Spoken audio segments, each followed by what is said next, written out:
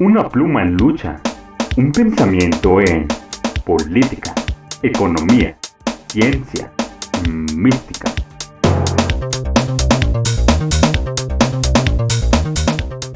Un pensamiento en radio, revista, Jefao. Una nueva forma de ver la historia de México y del mundo. Una nueva visión con el equipo de la revista Jefao.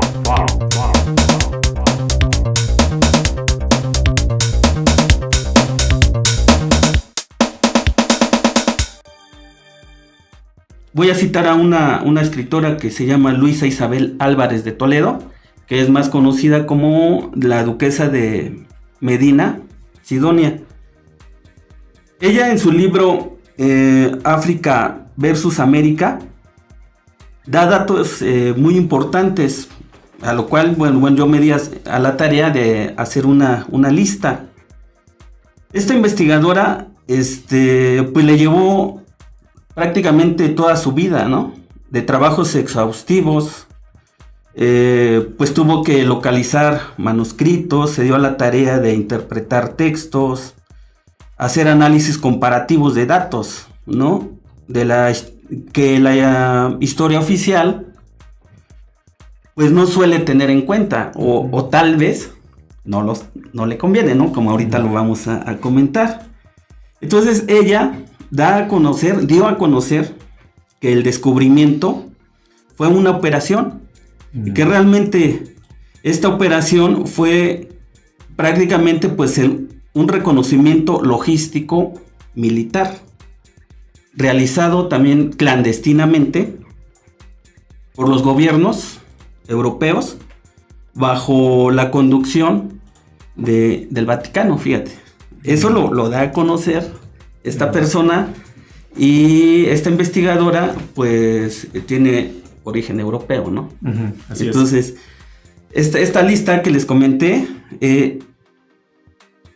mira, por ejemplo, hay un punto que dice que cuando realizaron estos viajes, sirvieron para marcar la altitud y latitud en diferentes puntos estratégicos, tanto en el mar y en la tierra de las costas del continente americano. No sé si podemos poner por ahí algunas imágenes Aquí, un amigo Jan que nos ayude. Sí, de algún mapa, nada más para más o menos ir ilustrando este tema. Bueno, pues en este reconocimiento, pues ahí está la filtración, ¿no? ¿Por qué? Porque se están recabando datos, se están marcando puntos, y a la vez se mandan informes, ¿no? Se están mandando informes. Dentro de esta logística, pues también esta escritora da a conocer que se compraron tierras cerca de determinadas poblaciones y construyeron fortalezas. ¿Para qué? Bueno, pues estas sirvieron como acopio, centro de acopio de armas, pólvora y animales de carga. Es decir, hay un plan que se está llevando a cabo, ¿no? Sí.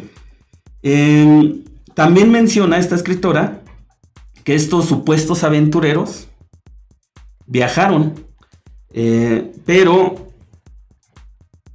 portaban sus respectivos pasaportes.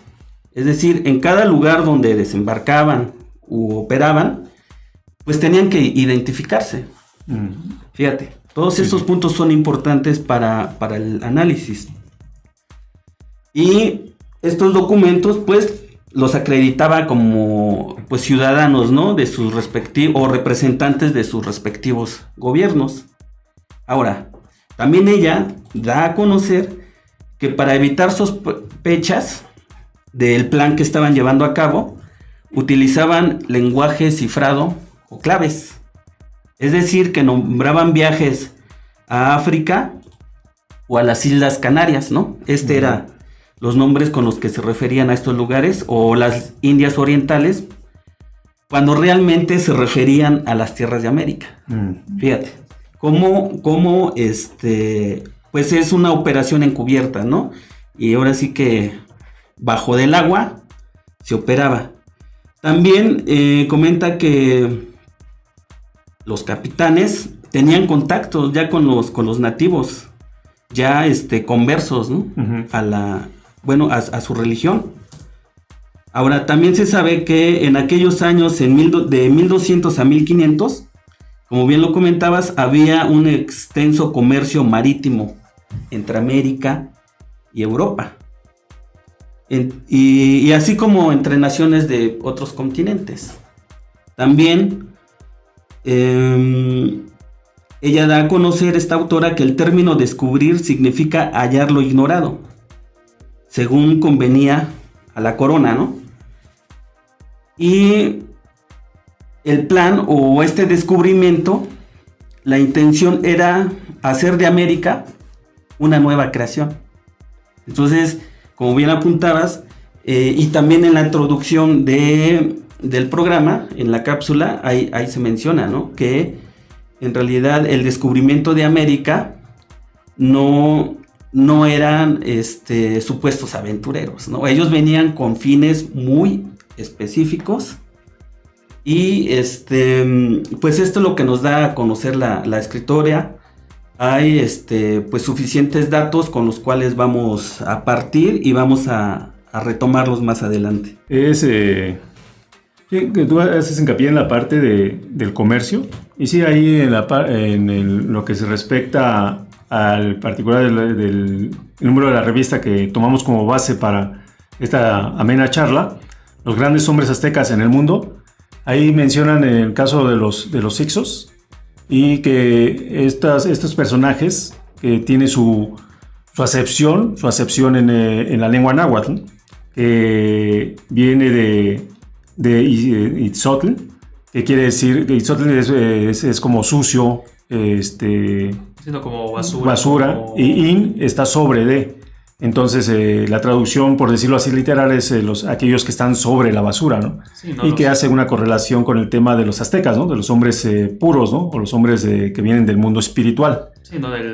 Como decía, ¿no? La región blanca, ¿no? Ellos eran como pues, las personas más limpias. Sí, en el sentido figurado, ¿no? Hablemos en el sentido figurado, ¿no? Que eran los hombres espiritualmente más avanzados, ¿no? Sí, por supuesto. Uh-huh. Muy bien. Entonces, además, fíjate, yo ahí, bueno, un poquito de mi aportación en ese sentido. Hay unas figuras en la parte de India, en varias regiones de India, de Camboya, en donde una de las principales deidades de la fertilidad, y que también la revista hizo en su momento una investigación al respecto, tienen en su mano, en una de sus manos, no recuerdo ahorita la mano derecha o la mano izquierda, tiene una mazorca. Y los mismos investigadores hindúes, ellos muestran, dicen, hemos investigado, hemos visto qué pudiera representar esta forma, que es como una mazorca, y ellos llegan a la conclusión de que era una mazorca de maíz.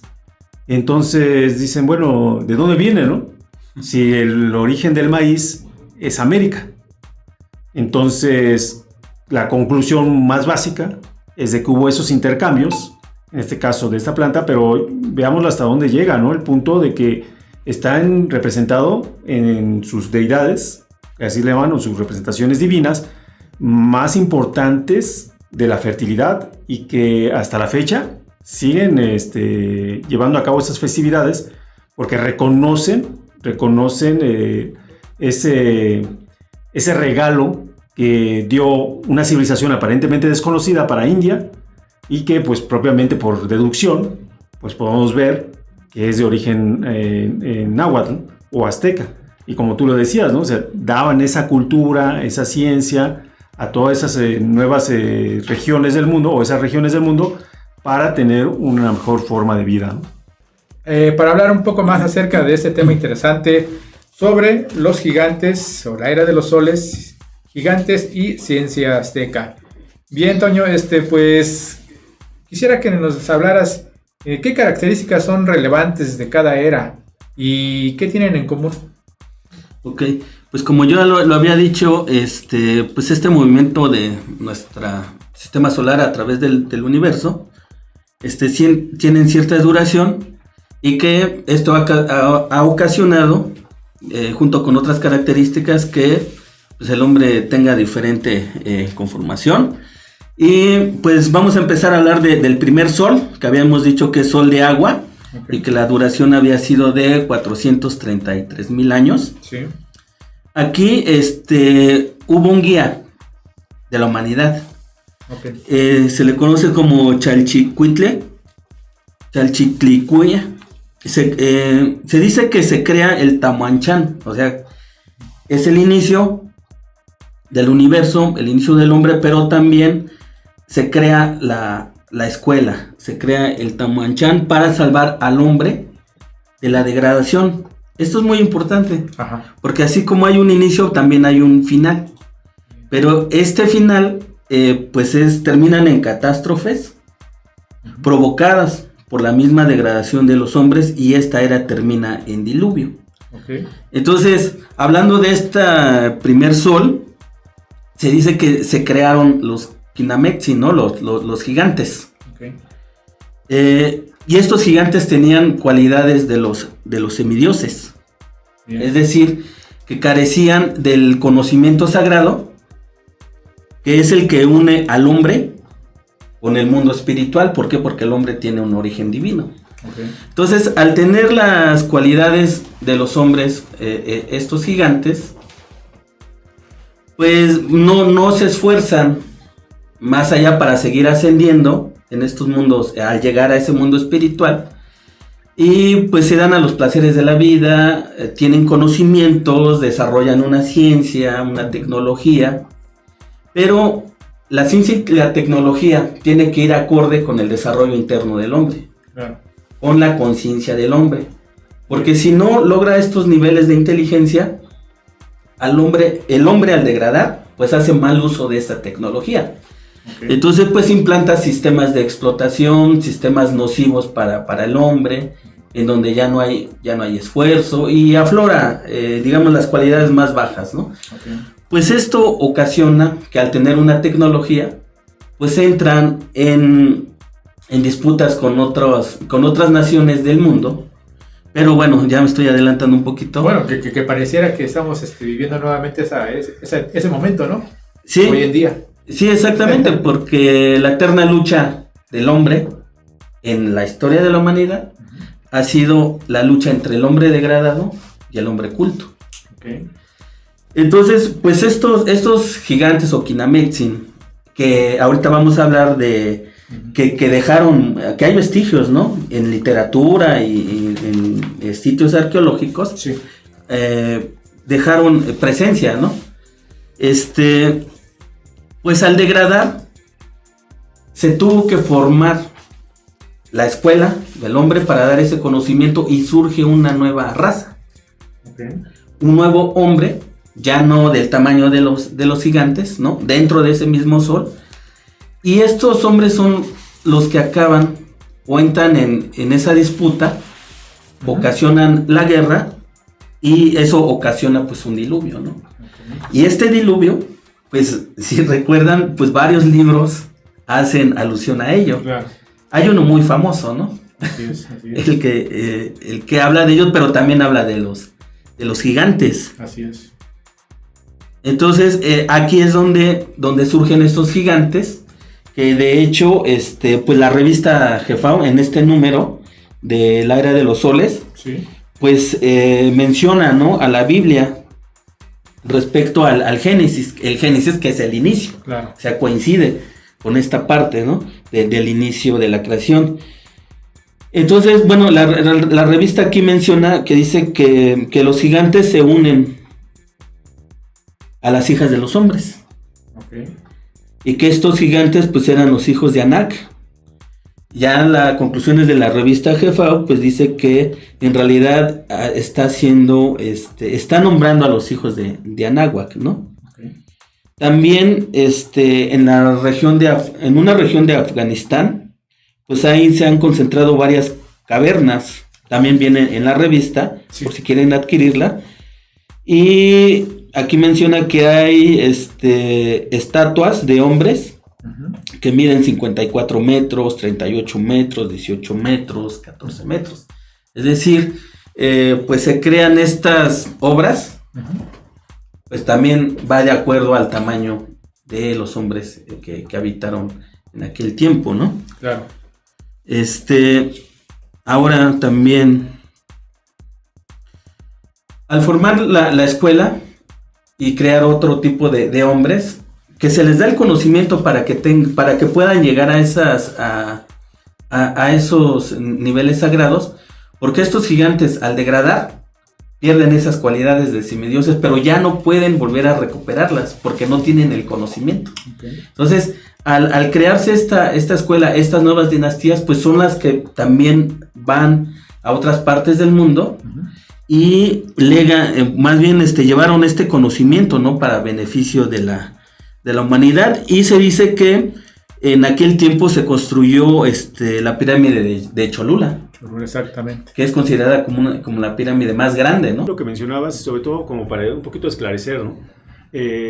Normalmente la historia, como vamos a decirlo así, como romántica, de la fundación del Imperio Romano es con Remo y Rémulo, ¿no? Así es. En donde, según esto, pues no se ponen de acuerdo y es asesinado el hermano, ¿no? Que son unos gemelos. Ahí lo interesante, habla que son unos gemelos que son amamantados por una loba.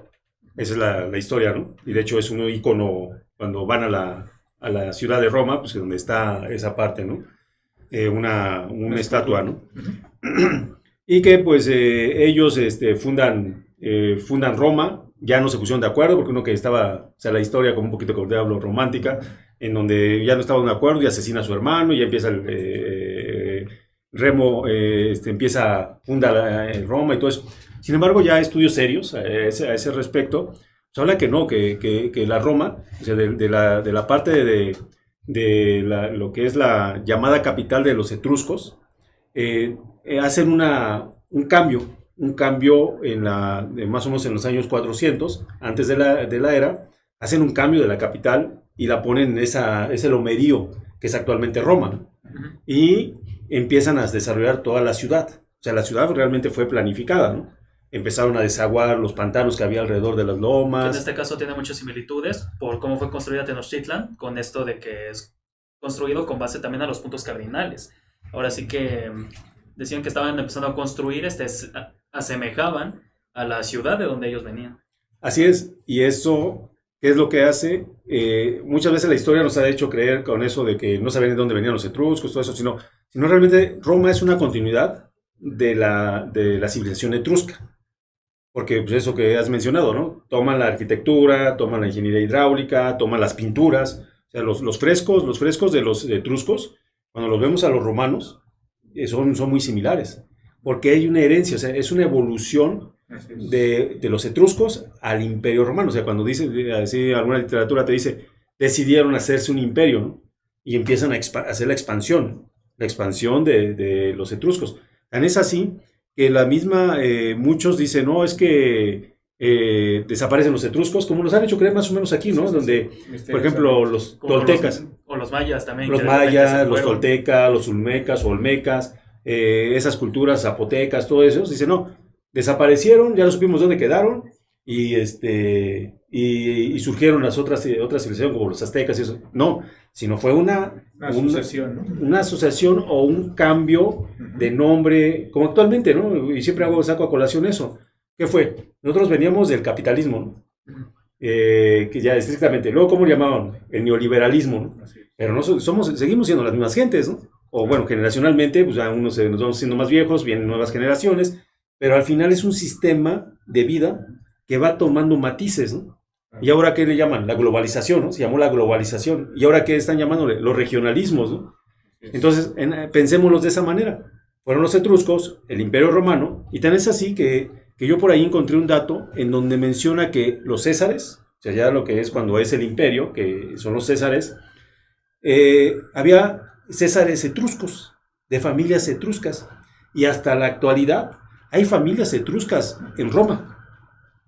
O sea, eso lo encuentras en la información, la literatura. Hay familias etruscas, como actualmente que existe, pues familias náhuatl, claro, en México y en otras partes del mundo. O sea, hay gente que viene a reclamar, ¿no? Oye, es que yo soy descendiente de Moctezuma, ¿no? O yo soy descendiente de quién otro, Iztaccíhuatl. Así todos ellos, ¿no? O sea, que dices, yo soy de esa nobleza, ¿no? pues algo similar pasó con los etruscos. Entonces eso pues, nos da cabida a que más bien hay una continuidad histórica, solamente que van cambiando nombres, van teniendo otras situaciones, y que por consecuencia pues vamos viendo que no hay un rompimiento histórico, sino hay una continuidad, claro, con sus degradaciones, con sus auges, etcétera, ¿no? Exacto. No sé ahí, Carlos, tú, ¿qué nos puedes ayudar a complementar? Sí, acabas de mencionar algo muy importante acerca de esa sucesión o esas que le llamaríamos como dinastías, ¿no? Sí, que se suceden una de la otra, ¿no? En el caso, por ejemplo, hablábamos de los aztecas, ¿no? Los aztecas, a partir de X fecha, pasan a ser mexicanos, ¿no? Pero finalmente viene siendo la misma raíz, ¿no? O sea, viene siendo la misma línea. Y en el caso, por ejemplo, ahorita que mencionaba acerca de que estamos hablando del Imperio Romano, una de sus características muy, digamos, evidentes, ¿no? Que lo relacionan precisamente con el Imperio Azteca, es precisamente su sistema tripartita, ¿no? O el triunvirato romano, ¿no? Que finalmente, bueno, pues se asemeja a lo que es la Triple Alianza en México. Y que dicen, bueno, ¿cuál es la relación? Bueno, en México o en todo el continente de América también se estableció precisamente esa Triple Alianza Continental. En este caso fue México, y el Imperio Inca y las naciones del norte, ¿no? O sea que finalmente, bueno, es una alianza de tres poderes, ¿no? En este caso, el Imperio Romano, pues también fungió, ¿no? En ese sentido, o su sistema político, pues tenía esas tres partes, tres fuerzas, ¿no? Que de alguna manera, bueno, pues las seguimos practicando, ¿no? Aquí en México actualmente, pues está el Poder Judicial, el Poder Ejecutivo y el Poder Legislativo, ¿no? Entonces se sigue practicando. Hablamos de que nosotros estamos, de alguna manera, ejerciendo el derecho romano, ¿no? La que hemos heredado, ¿no? Sin embargo, bueno, ese derecho romano, si estamos hablando de los orígenes, pues viene siendo el derecho mexicano, ¿no? Ya con sus variantes, con sus aspectos, digamos, hasta cierto punto ya vulgarizados, ¿no? De lo que son las leyes, ¿no? Sí, pero a veces lo que, bueno, esa parte sí puede ser, ¿no? O sea, Claro. De hecho, ahí a lo mejor lo podemos complementar, en donde pues esas geoceldas, pues, que actualmente ya se les llama de esa manera, Sí, pues sus orígenes son de aquí. claro. O sea, y que una de las grandes que muchos buscan es el que sea amigable con el medio ambiente, ¿no? Ya muy ad hoc del tema medioambientalista. Así es. Pero pues, nuestros antiguos mexicanos ya lo tenían resuelto, ¿no? Y como tú decías, pues para una parte sí puede ser aplicable, pero para otras no. O sea, no podemos generalizar, ¿no? Hablaríamos de una forma muy parcial de una solución, o pensar que como decir, queremos que un mejoral nos cure un cáncer, ¿no? No es así, ¿no? Hay un especialista y una medicina en particular para cada caso, ¿no? Entonces creo que así lo tendríamos que mirar, ¿no? Así es. Y pues la parte de los ¿no? De la profundidad, ¿no? Sí sabemos que pues, el lago en algunas zonas no era tan profundo, pero sí podrían meter embarcaciones, una embarcación que dicen que bueno, que es un cuento, el tema de de los bergantines, ¿no? De los españoles, pero no, pues eran embarcaciones propias de aquí, o sea, no existían, o sea, me describen que había cerca de 30,000 embarcaciones que circulaban diariamente por todo el lago, ¿no? El lago de Texcoco, principalmente, ¿no? Que es la extensión más grande, pero también, bueno, el lago, la parte de Tenochtitlan, el lago de Tenochtitlan, Xochimilco, etcétera. Pues debes tener para que pueda moverse un barco, pues debes tener una profundidad mínima. Así es. Entonces, si en algunas zonas el lago era de una profundidad que no cumplía con eso y no podías mover una embarcación de ese tipo, pues tenían que dragarlo, ¿no? Dragar es eso, ir sacando material del fondo para darle más profundidad. Eso pues, implica que cómo lo vas a hacer, ¿no? De hecho, pues, tenemos hasta un artículo pues, con buzos, con maquinaria, todo ese tipo de elementos que te permiten hacer ese tipo de trabajos. Y ahora lo otro, ¿no? De lo que mencionabas, o sea, el monolito, tan solo cuántos millones de toneladas pesaba lo que se llamaba el Teocalli, el Templo Mayor. Templo Mayor. O sea, eran miles de toneladas. Así es. O sea, nosotros lo hacemos, y hay casos, ¿no? Por ejemplo, mucha gente, yo he sabido, de casas en el Valle de Chalco, que era un lago. Exacto. ¿Y qué pasó? Pues si tenían que hacer cierto nivel de cimentación o profundidad de su cimentación para que sus casas no se hundieran. Y estás hablando de que estás en una casa de, ¿qué te gusta? De 10 por 10, ¿no? Una casa normal. Ahora imaginemos cuánto puede pesar. 20 toneladas, una casa. Ahora imaginemos miles de toneladas. ¿Cómo lo resuelves? Es ahí donde están nuestros ingenieros. No, o sea, es una solución que le dieron para una parte.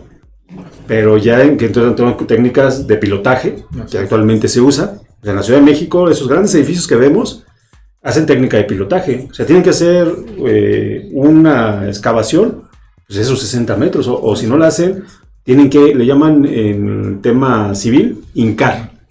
Hincarlos. Entonces hay máquinas que están golpeando. Y pues van perforando el terreno hasta llegar a terreno firme. O sea, ciertas características que son rocosos, etcétera, ¿no? Que tiene una capacidad de carga, se le llaman así los arquitectos y ingenieros civiles, se le llaman la capacidad de carga que tiene el terreno. Y después de ahí empiezan a desplantar pues el gran edificio que vamos a ver después, ¿no? Claro. Entonces, tienen que ver cuál es la mejor solución, ¿no? Para esos casos. Y también, pues, hasta temas flotantes, ¿no? O sea, algunos casos, y yo voy a dar un ejemplo. Ahora, en lo que también está muy de moda y que pues, hay mucha tecnología ya o muchos equipos instalados alrededor del mundo, se llaman aerogeneradores, o sea, producir electricidad con el viento, ¿no? Y ahora pues, ha avanzado mucho en ese sentido la tecnología, y pues ahora ya hay generadores muy, muy, muy grandes, que le llaman 10.000 kilowatts, o sea, es una unidad eléctrica, pero son muy, muy, muy grandes. Y pues necesitan hacer las aspas, que ustedes pueden ver, a lo mejor han visto ahí en la televisión cómo se van moviendo, esas. Tienen una envergadura, un tamaño de 250 metros, ¿no? Un poquito más. Entonces, pues hay que ponerle una torre. Y la mejor lugar que han visto para poder generar constantemente energía eléctrica con el movimiento del viento, pues es tenerlo en el mar. ¿Y por qué? Porque no hay obstrucciones, ¿sí? Pero ahora sabemos que en el mar, ¿qué profundidades podemos tener? Claro. O sea, podemos tener profundidades de 100 metros, 200, o sea, hacer una cimentación para sujetar esos monolitos, esas grandes torres y ese artefacto llamado aerogenerador a 100 metros, pues sería una obra carísima. ¿Qué hacen? Hacen un diseño flotante, una estructura debajo en el mar que puede soportar pues todas las condiciones, el mismo peso del equipo ese gigantesco que está arriba, la torre, las aspas, o sea, imaginemos que una aspa moviéndose a X velocidad, como se va a hacer así, como una boya, ¿no? Algunos hemos visto boyas, ¿no? Como se ve así, ¿no? Sí. Ahora imagínate de 300 metros de altura, ¿no? O sea, hay toda una ingeniería detrás, ¿no? Entonces, pues así había toda esa ingeniería para decir, a ver, aquí vamos a solucionar de esta manera. Aquí en la parte de esa gran obra de Teocalli, el llamado Templo Mayor, vamos a resolverlo con pilotajes y todo eso. De hecho, hay una historia, ¿no? No historia, sino un documento, no, que fue noticioso, en el sentido de que la catedral de la Ciudad de México se está hundiendo, ¿no? Y de hecho han hecho muchos trabajos. Así es. Y fue documentado en donde empezaron a notar que en el piso principal de la llamada catedral, pues empezaron a extraer troncos que eran pilotes, era un pilotaje. ¿Por qué? Porque su base estaba en una construcción antigua. Y pues empezaron que se va a la idea. Pues bueno, tenemos el ejemplo más claro, Bellas Artes. Así es. Bellas Artes se está hundiendo. ¿Por qué? Porque pues, por alguna manera no usaron la mejor técnica. Sin embargo, ahí tenemos la Torre Latino, ¿no? Así es. Y usaron una técnica de pilotaje en la Torre Latino. No se ha caído. ¿Cuántos temblores hemos tenido y no se ha caído? Entonces, algunos pueden ser, a ver, sus fallas. Si no nos estamos refiriendo a una entidad, ¿no? Pues superior, una entidad invisible, no palpable, pero que sin embargo, bueno, pues lo percibimos y lo sentimos a través de que, como tú lo mencionabas, pues a través quizás, como lo practicaron las antiguas civilizaciones, a través de un culto, ¿no? A través de un trabajo, de un ejercicio, ¿no? Práctico, relacionado precisamente hacia esa vinculación, ¿no? Sí, eso es. Okay. Es lo que sí se entiende, bueno, empezando por el significado. Claro. Entonces también vemos, también sale aquí lo que es espiritualidad. Bien. Entonces el ser humano pues también pues pone en práctica, ¿no?, principios o actitudes que conforman una vida espiritual o bien colectivo. Y esto se relaciona con sentimientos y creencias profundas, a menudo pues religiosas, como la sensación de paz. Okay. Dice su propósito en la vida también. Y entonces conforme a eso son sus acciones, su forma de proceder con su hermano el hombre. Entonces a esa persona se le considera pues un ser muy espiritual. ¿Por qué? Porque hay un respeto a todos sus semejantes, a todo lo que es, pues todo lo que le rodea, ya sea la fauna, ya sea la flora. Entonces ahí adquiere ese significado, se le atribuye, ¿no?, ser espiritual. Entonces pues vemos que, pues sí, que el humano sin excepción siempre está en unión, como comentamos, con algo divino. Quizás por ejemplo, cuando somos niños, o sea, ¿quién es el primero que uno quisiera quedar bien con ellos? Que uno les da regalos. Ajá. Pues nuestros padres. Claro. Entonces vemos que esos padres pues adquieren una posición o una jerarquía pues espiritual.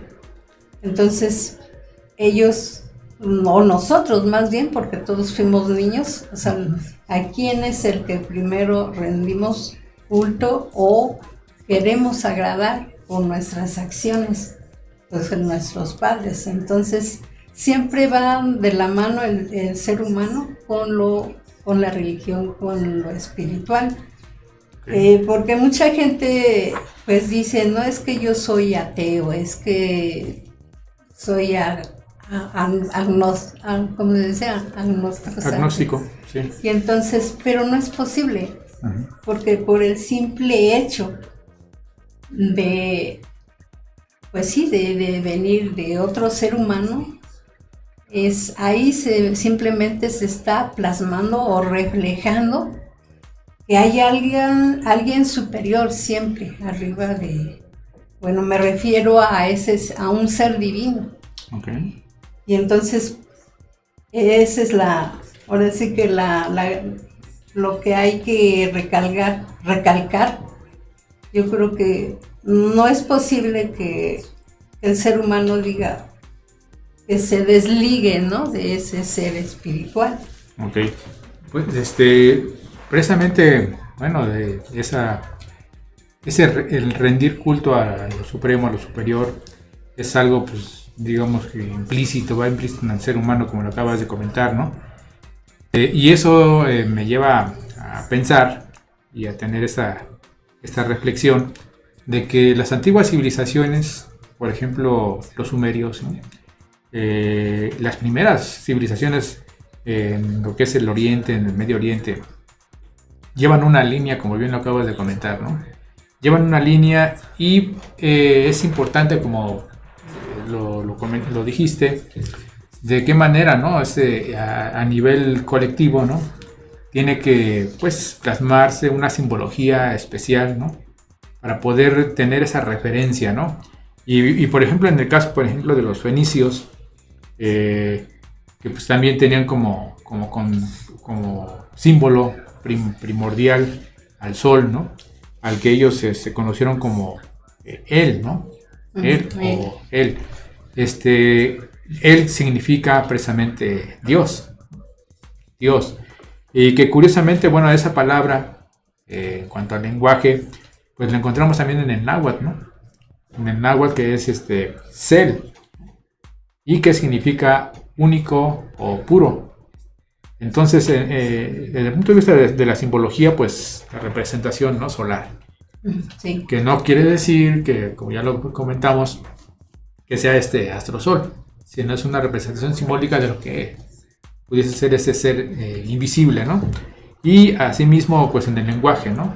El lenguaje que por ahí ya lo hemos comentado en varios programas, de qué manera pues los hombres, ¿no? Hombres del mar que llegan a esos lugares, se aposentan y extienden pues de alguna manera una religión, una ideología, y empiezan a crecer, ¿no? Empiezan a desarrollar una gran civilización, como en este caso pues lo fueron los fenicios, ¿no?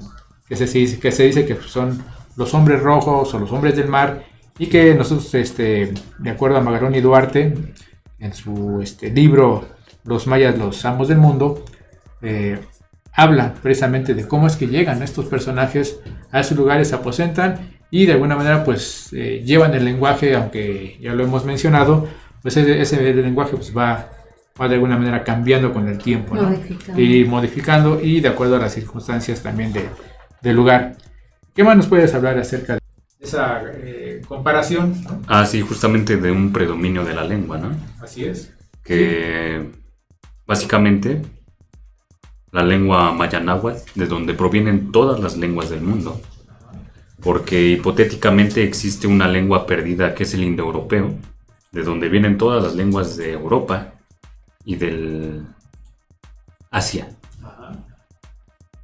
Todas estas lenguas comparten una similitud muy fuerte con todas las lenguas de origen náhuatl, de origen maya. Y ha cambiado con el paso del tiempo, con mezclas de otras lenguas, de otros dialectos. Pero a día de hoy sigue habiendo esa similitud que podemos encontrar dentro de las raíces de las palabras. Entonces, esto nos indica que sí había un predominio de la lengua náhuatl dentro de todo el mundo, porque todas las lenguas provienen del náhuatl. Pero no solamente eso, porque incluso el mismo náhuatl puede cambiar con el tiempo, y cambió con el tiempo. Y estos, tanto suponiendo que los europeos hablaran náhuatl, ellos sabían el náhuatl más reciente, el que se estaba usando, algo así como como con el inglés justo ahora, que es la lengua que se utiliza para viajar al mundo, porque en todo el mundo predomina el idioma del inglés. Bueno, y predomina porque finalmente Estados Unidos es la primera potencia mundial, ¿no? Sí, es una potencia, entonces es necesario, si tú quieres negociar con las potencias, si quieres vivir incluso ahí, es necesario que uno aprenda inglés. Comercializar y otras cuestiones también incluso culturales, es necesario aprender la lengua. Claro. De igual forma aplica entonces para el idioma náhuatl. Suponiendo que hayan sido los europeos quienes hablaban náhuatl, claro, pues podemos hacer esta misma analogía. Si vinieron aquí en calidad de diplomacia, como se mencionó en el programa anterior, porque solamente así pudieron ingresar con tantas personas y de esta forma y de frente al rey, gracias a la diplomacia, uno de los aspectos importantes entonces para esta diplomacia era la lengua. Ellos hablaran náhuatl y se comunicaran en náhuatl.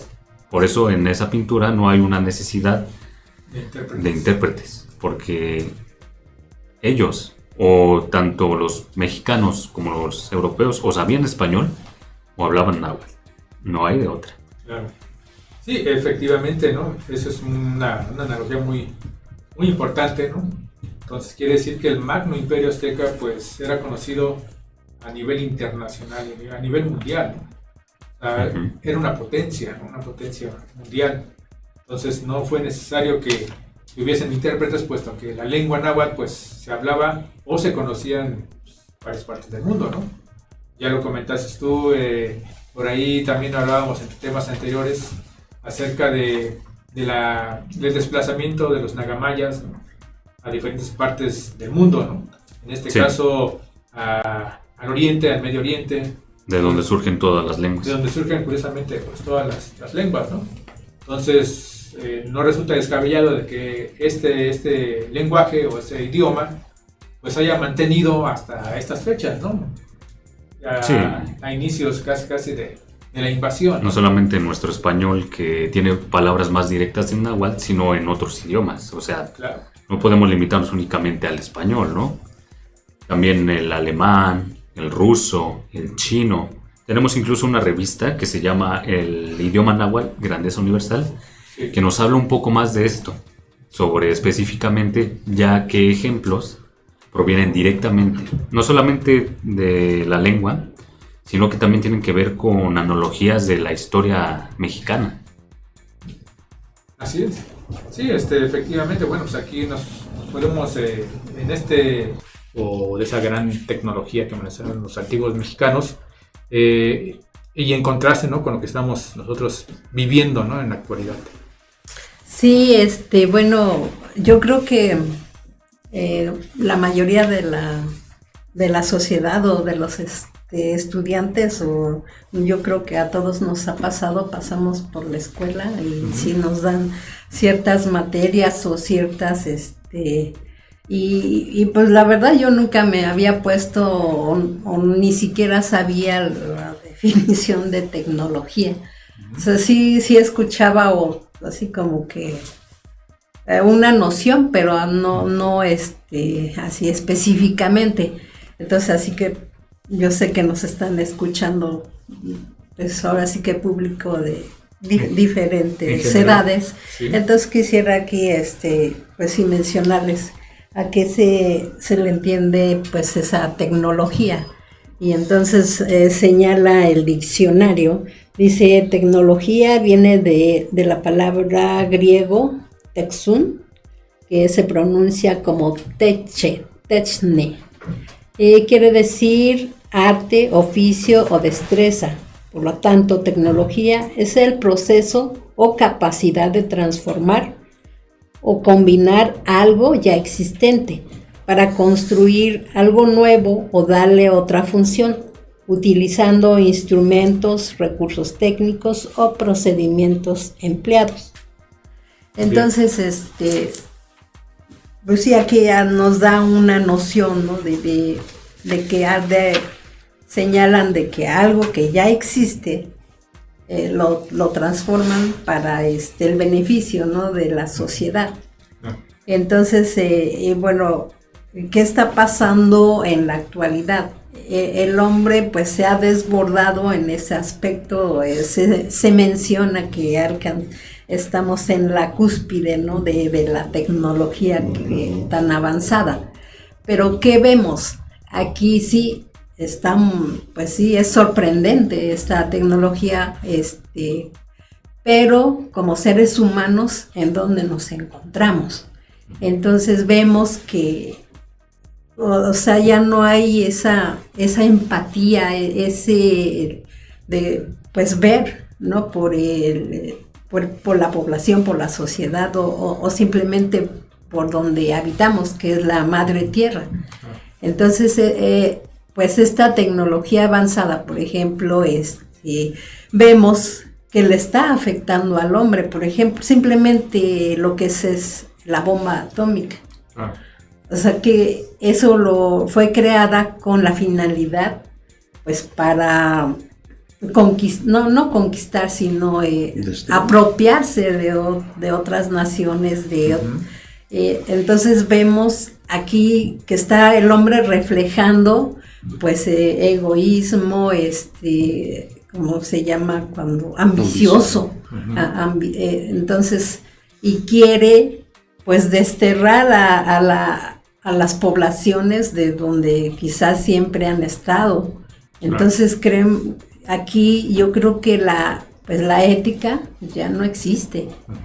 Entonces vemos que sí, efectivamente el hombre y ciertos hombres, ¿no?, porque no es toda la humanidad, porque sí mucha gente dice, ay, estamos en la cúspide, somos muy avanzados. Igual si el que quizás lo está diciendo ni siquiera trabaja, ¿no? Y entonces dice, estamos muy avanzados tecnológicamente. Vemos que es solamente un grupo, ¿no?, de personas que están apoyados con fines, yo diría políticos. Entonces esos están adentrados para crear una tecnología, pero para aquí entra mucho lo que es el valor material o la economía. Entonces piensan, pero para su bolsillo. O Fines sea, comerciales. Sí, o sea, entonces, y esa gente, esa mente maestra, pues, apoya, ¿no? A esas mentes que tienen capacidad, ajá.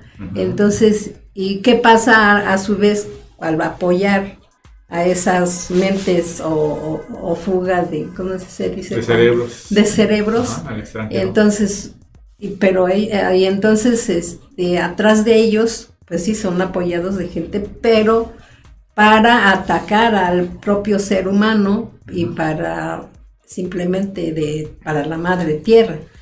Entonces vemos aquí una gran diferencia de lo que fue pues las culturas antiguas, las civilizaciones antiguas, que las sociedades actuales nos tachan a esas culturas como atrasados, como ignorantes o como que no, pues sí, que no se conoció la rueda, que no se conocieron metales, o simplemente hasta, por ejemplo, que no se conoció aquí el caballo, un sinnúmero de pues sí, de conceptos que dan a entender a la sociedad moderna, a esas culturas o esas civilizaciones como pues sí, lo están denigrando.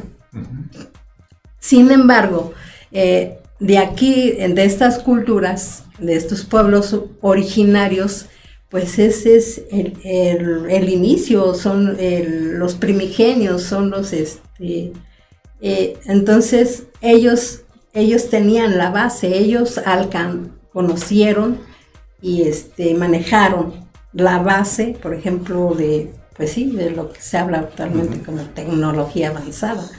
O sea, ellos sin necesidad de destruir a su hermano el hombre o a la humanidad o a la madre tierra, ellos sin necesidad de hacer tanta sofisticación, ellos lograron más.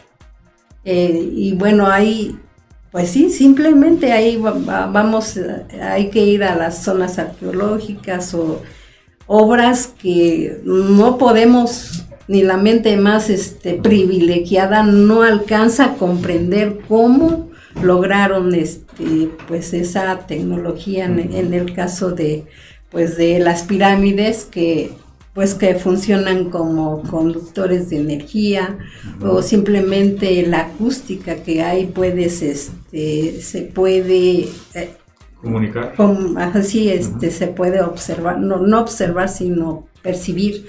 Por ejemplo, en los centros ceremoniales, no sé si han hecho la prueba que hasta de 1 metro de distancia se alcanzan pues a escuchar, ¿no? O pueden entablar un diálogo. Entonces aquí vemos, o sea, y cómo, y eso es lo que no hemos podido descubrir, ¿no? Cuáles fueron sus técnicas. O sea, ellos utilizaron técnicas sencillas, sin agredir a la madre tierra, pues sí, a la fauna, a la flora y al ser humano. Entonces vemos también aquí, pues salen a relucir, como mencionaban ustedes, los valores humanos. ¿Y dónde se percibían, dónde se aprendían esos valores humanos? Pues en primera instancia, pues en la familia, con los padres. Fueron los principales educadores en los primeros 7 años. O sea, ellos ahí todos lo que conocemos es el respeto, la valentía, el honor, el deber, y a su vez se van desglosando más valores, pero y bueno, y les inculcaban esa conciencia, o sea, desde, por ejemplo, cuidar, ¿no? a las plantitas, a los seres, a los animalitos, desde ahí.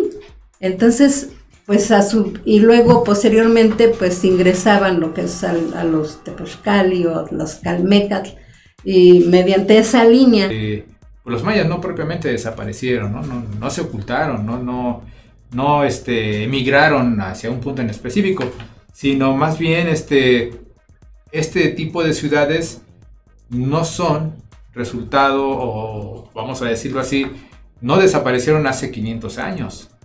Son ciudades que tienen miles de años atrás, ¿no?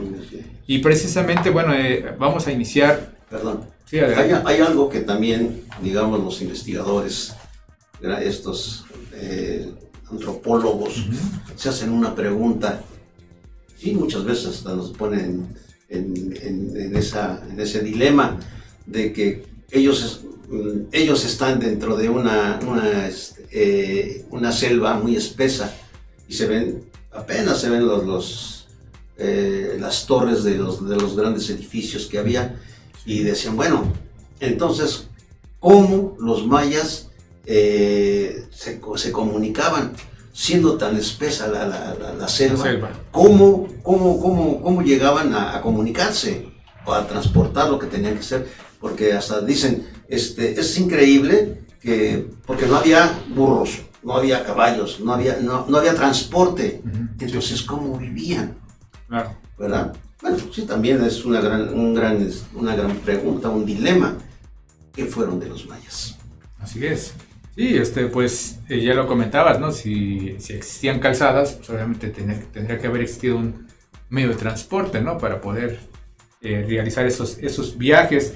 Para mí me llama mucho la atención precisamente un hallazgo muy reciente realizado por los científicos en esta zona selvática maya, en donde se ha llegado a la conclusión de que existen, de acuerdo a este estudio, conocido como LIDAR, ¿no?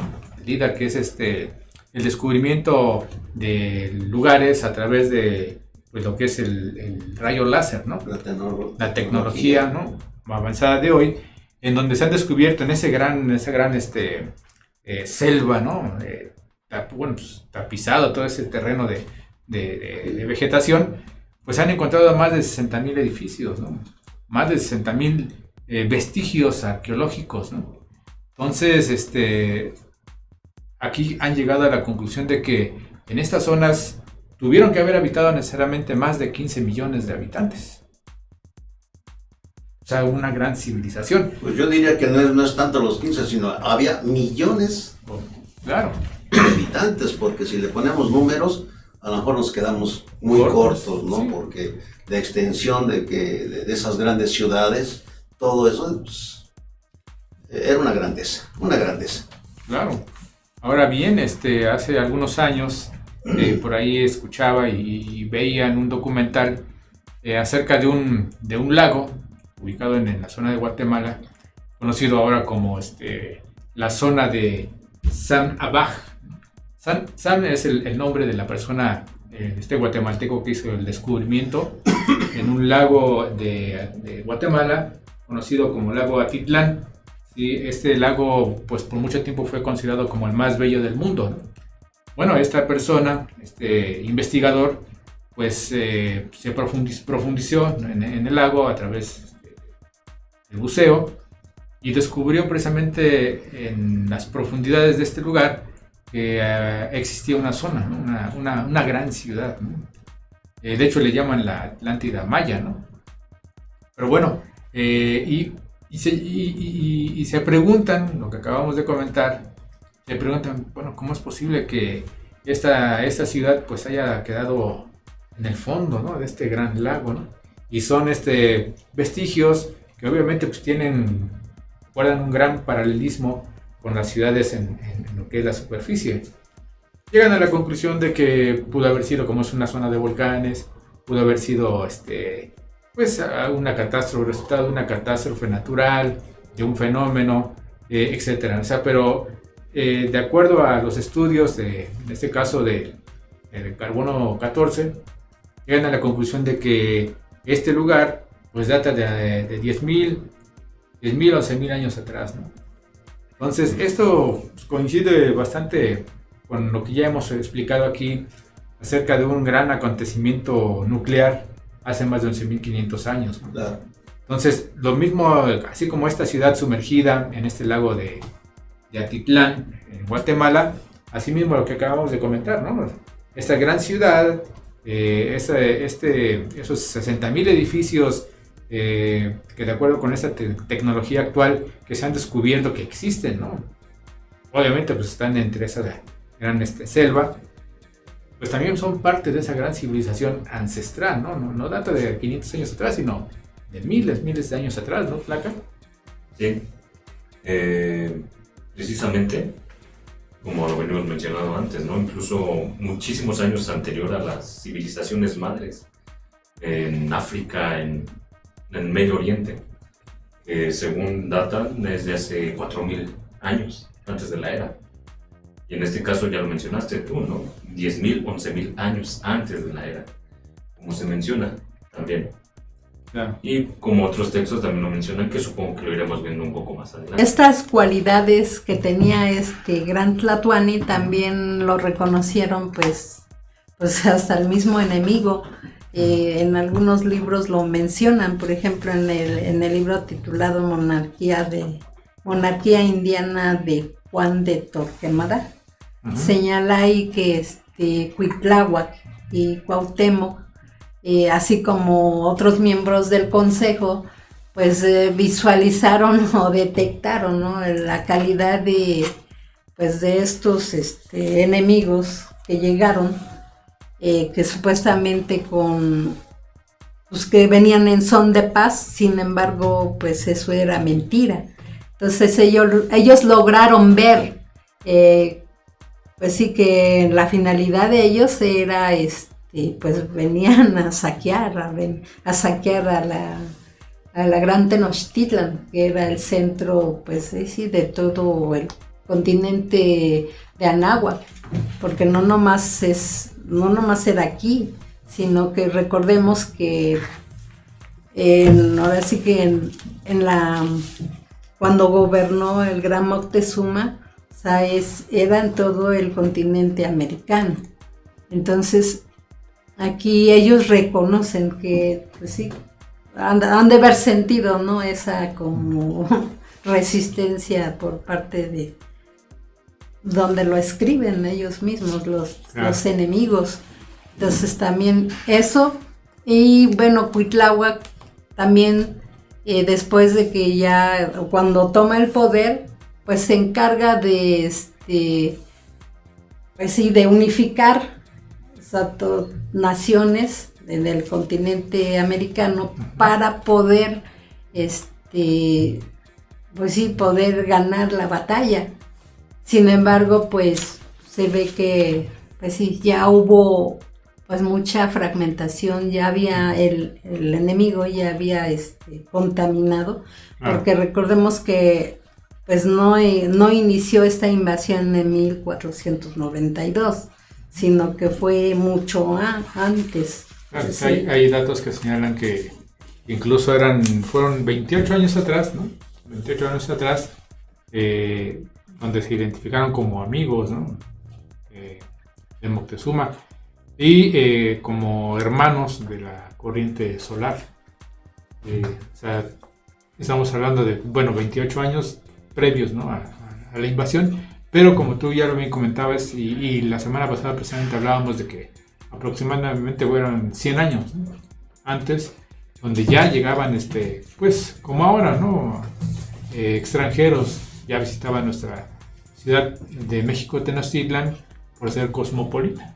Entonces eran bienvenidos todo tipo de gente del exterior, ¿no? Entonces no fue un lugar desconocido, un lugar descubierto, un lugar que no conocía el mundo, ¿no? Entonces eso es lo que nos sabe sobre Cuitláhuac. Y bueno, también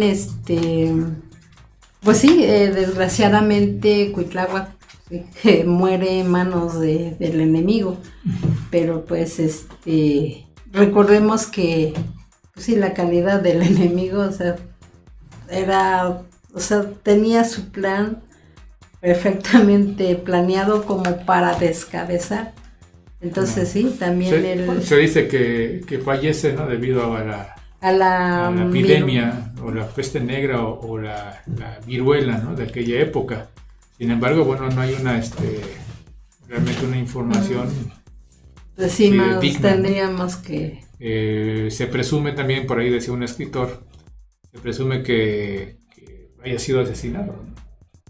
Antes de que llegara nuevamente pues la flota europea a contraatacar para finalmente pues que cayera México Tenochtitlan, ¿no?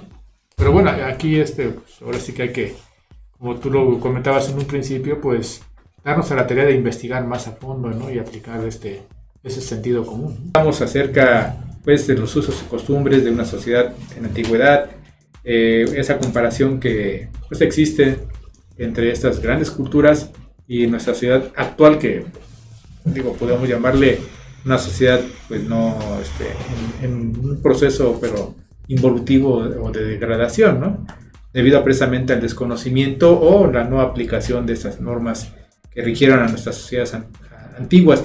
Y hablábamos fuera del aire con el licenciado Gerardo de que aún hoy en día en otras regiones de nuestro planeta, sobre todo en el Medio Oriente, en el Asia, se considera a estas naciones o sociedades, muchas de las veces se les señala de bárbaras, ¿no? Por la aplicación tan severa de esas leyes, de sus principios, cosa que también aquí los cronistas hablan de que las antiguas sociedades de Anáhuac, al aplicar más bien esas normas tan estrictas, pues también los señalaban de salvajes, ¿no? De severos, de etcétera, etcétera, ¿no? ¿Qué nos puedes decir? ¿En qué amplitud o en qué término, no? Claro. Porque comentaba también Marcelita la cuestión de basándonos en la antigüedad, pues ahí sí existía una verdadera paridad en el concepto hombre-mujer, había una igualdad en todos sus conceptos, por eso a veces uno no toca esas cuestiones porque pues actualmente lo que han hecho es separar, ¿no? Todo separar, pero siempre ha tenido un valor fundamental, precisamente la cuestión de tomar en cuenta y todos los conceptos que maneja la entidad femenina, ¿no? Claro. Y si lo trasladamos a esas naciones que ahora actualmente las consideran como bárbaras, como sometidas, como... Pues vean los índices de delictividad, ¿no? Claro. En las cuales, y no nos vayamos a Medio Oriente, más hacia el sur, veámoslo con el presidente de Bukele, que muchos manejan que bárbaro y todo eso, pero pues bajó los índices delictivos en los cuales ya es completamente criminales y medidas que pues ya anteriormente han funcionado. Estaríamos sin vayámonos a llegar y más ahorita con estas fechas, ¿no? En las cuales mejor lo dejamos para el próximo. Es que hay que ir analizando precisamente punto por punto en los cuales conlleva una completa corrupción. Lamentablemente ahora pues se han vuelto cínicos y son maestros de la traición y el engaño. Eso anteriormente se consideraba como una agresión a las personas, a la sociedad, y un agresor pues y tenía que ser justamente castigado. ¿Por qué? Porque pues no era ni sincero ni justo, o sea, es el castigo del camino de a su familia y no de tanto, o sea, pues un ser humano que se diga ser humano, pues yo creo que no puede ser comprarse, no sé, un bolso de 50,000 pesos o debemos aplicar todos los conceptos que se tienen y que se conocen y volverlos a resurgir, porque no queremos decir con esto que tenemos que regresar a esas sociedades, ¿no? Claro. Sino rescatar el conocimiento, pero si son aciertos, tan benéfico a todo, deformado en varios conceptos donde tú lo comentabas, ¿no? De que el campesino, el obrero, muy difícil, ¿no? Cambiar ya a veces lo cuadrado de cada uno, ¿no? Claro. Pero pues sí conlleva una responsabilidad en esas generaciones, algo más digno, ¿no? Claro. Algo más justo. Sí, efectivamente, ¿no? Raíces históricas de nuestros antepasados no en cuanto a un rescate del mero folclore, ¿no? Porque eso lo vemos un monolito, ¿no? En una pieza arqueológica, ir a las ciudades arqueológicas para contemplar, pues sí, esa grandeza. Pero bueno, lejos, eso es muy importante, pero si vamos más allá, ¿no? Es cómo llegaron ellos a crear todo eso, ¿no? Es decir, cuáles fueron ese rescatar precisamente ese conocimiento, ¿no? Que tú comentabas, Lick, ¿no? O sea, ese conocimiento es muy, muy grandioso, difícilmente la cuestión tan sencilla que es lo que comentabas de cómo llegaron a esa grandeza, tener siquiera un vislumbre de por qué llegaron ahí.